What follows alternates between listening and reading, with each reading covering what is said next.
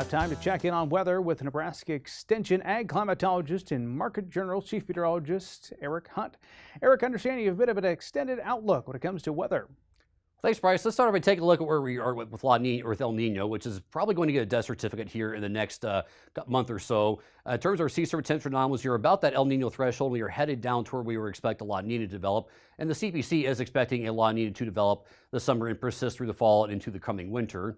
In terms of sea surface temperature anomalies right now, again, we are seeing some of that colder sea surface temperatures across the central eastern equatorial Pacific, where we would normally expect it to be for during La Nina. Definitely some warmer sea surface temperatures here across the central Pacific. That has really kind of helped drive a ridge and some troughing into the western U.S., which has made for more of our stormy pattern that we've had here in the last part of the spring. These sea surface temperature anomalies are expected to persist through the month of June and probably strengthen in terms of their cold anomalies across the central Pacific. The June outlook for temperature is relatively warm across the western U.S., equal chances for below or above average across the eastern U.S. The European model is showing a bit more warm signals, particularly here across a lot of the high plains of Rockies region. In terms of precipitation in the month of June, the CPC is relatively bullish on the pattern staying relatively active and getting some precipitation across a lot of the Corn Belt and the Central Great Plains. So again, if this verifies, we are going to be relatively wet in June. But in terms of a different signal, the European model is showing a drier signal across a lot of the Central Plains and the Western Corn Belt. Now again, I kind of hope in some level this comes true because we could use some drier weather in some places, but I'm not entirely buying this one coming to fruition.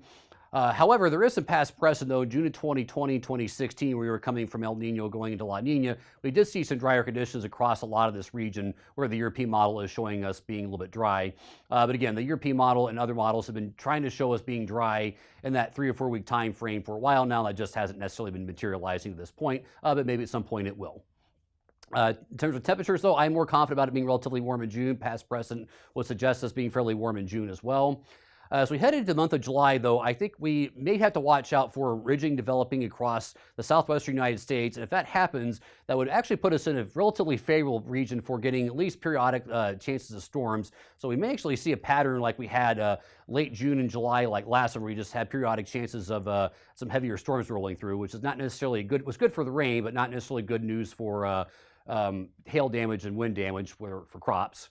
Again, the European model is not showing any real dry signal, and they are showing a little bit wetter in Iowa and Illinois. So again, they are maybe picking up on this being a little bit more of an active area this summer in terms of precipitation. A little drier signal here across western Nebraska. The season as a whole, CPC is expecting it to be relatively warm nationwide. NME is definitely showing some warmer signal across the Rockies and in the southwest, and this is also being verified by the European model, is showing pretty much the entire nation being relatively warm this summer. CPC is keeping the better chances of precipitation across the eastern U.S. as we move through the entire summer, with it being a bit drier than average, particularly as we go further west of the state into the western United States. Then NME is showing precipitation being mostly below average across some of the same regions as the CPC is. And in terms of the European model, they are actually showing a wetter corridor here across a lot of the central United States, with it being a bit drier than average across a lot of the western United States.